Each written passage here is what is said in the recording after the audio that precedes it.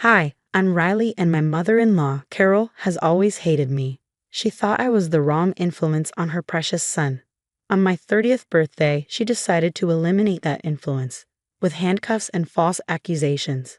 The day started like any other birthday, coffee in hand, scrolling through sweet messages from friends. My husband, Tom, had left early for work, promising to be home in time for the small party we planned. Just family and close friends. Or so I thought. Carol had other plans. She'd always been difficult ever since Tom introduced me 5 years ago.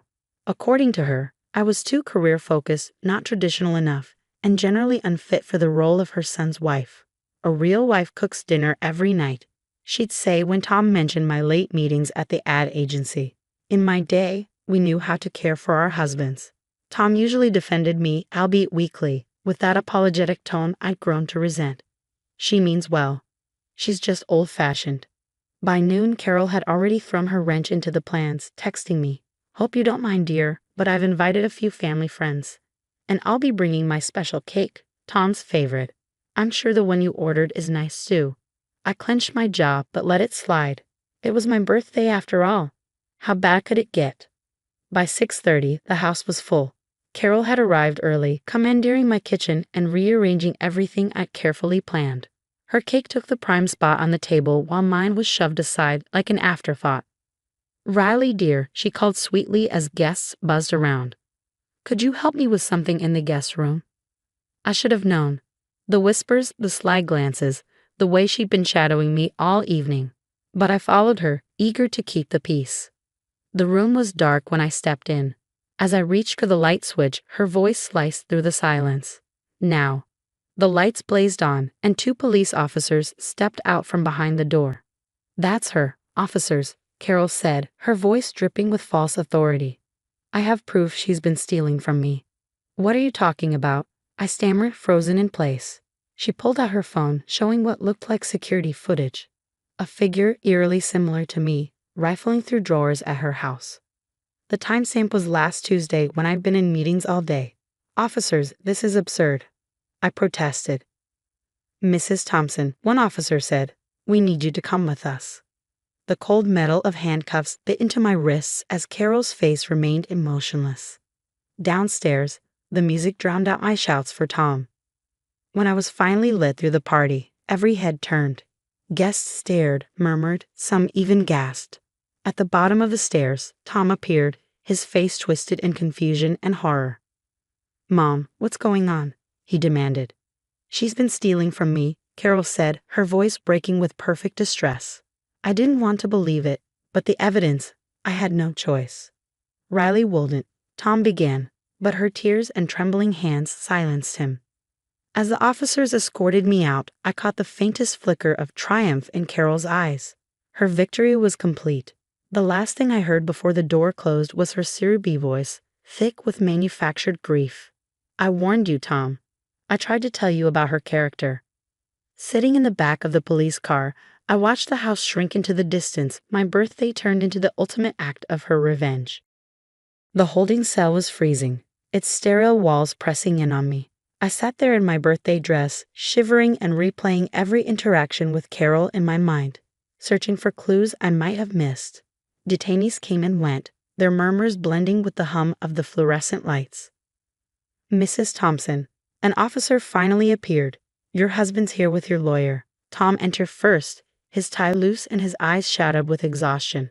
Behind him was David Chen, our family attorney, his briefcase in hand.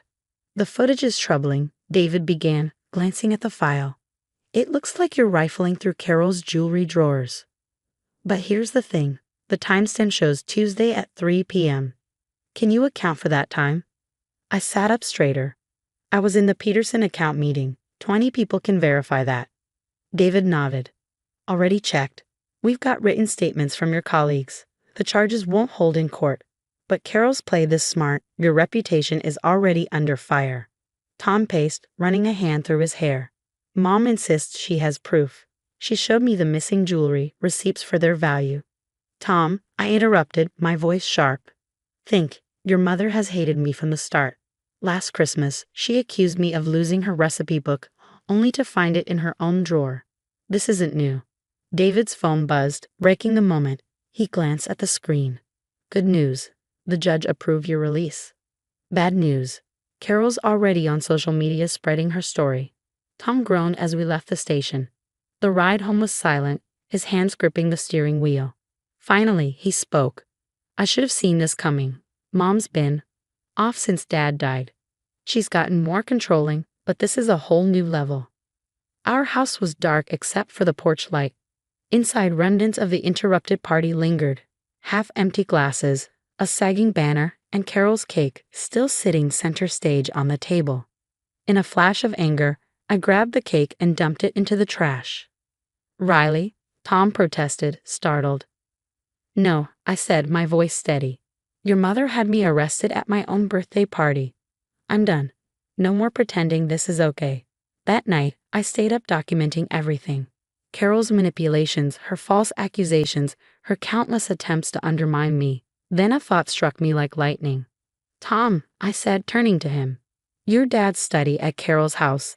Has she touched it since he passed? No, he said slowly. She keeps it locked up. Why?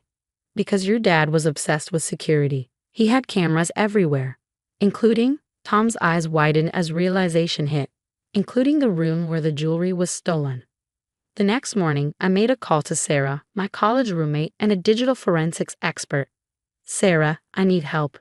Can you analyze some security footage for tampering? Send it over, she said. If there's anything shady, I'll find it. As we waited, a new text from Carol popped up on my phone. Riley dear, I hope you understand why I had to do this. Family reputation is everything. If you apologize publicly, we can put this behind us. I handed the phone to Tom. His jaw tightened as he read it. Mom's gone too far this time. A few hours later, Sarah called back. Riley, the footage is absolutely tampered with. Sloppy job too. They didn't even cover the digital artifacts properly. Can you recover the original? I asked, heart pounding. Already did. And you're going to love this. The footage from Tuesday. It shows something very interesting. Sarah's voice crackled through the phone, steady but electric with urgency. The original footage shows Carol and her friend Margaret entering the room on Tuesday.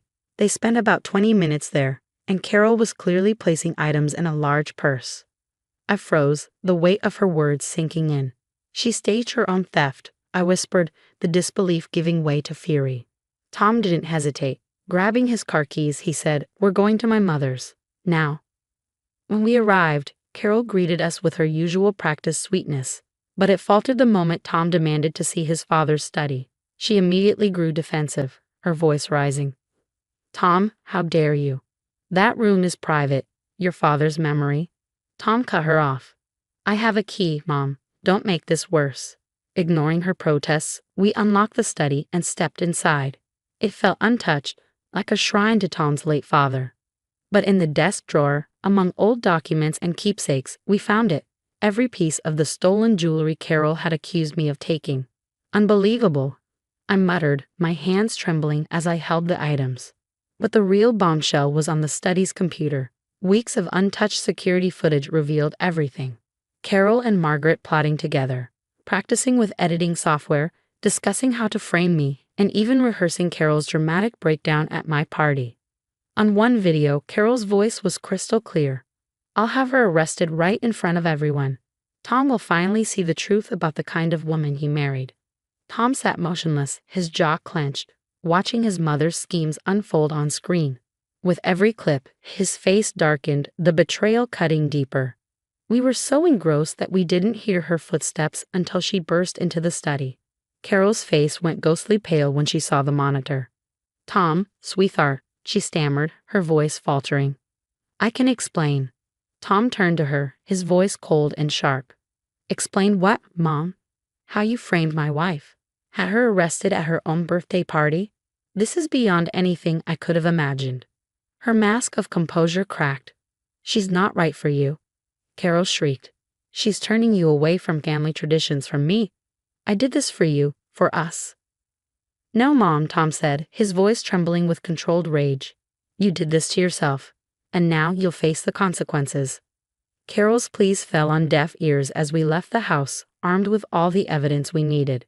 In the days that followed, Carol and Margaret were charged with filing false police reports, evidence tampering, and defamation. The fallout was seismic. The family splintered.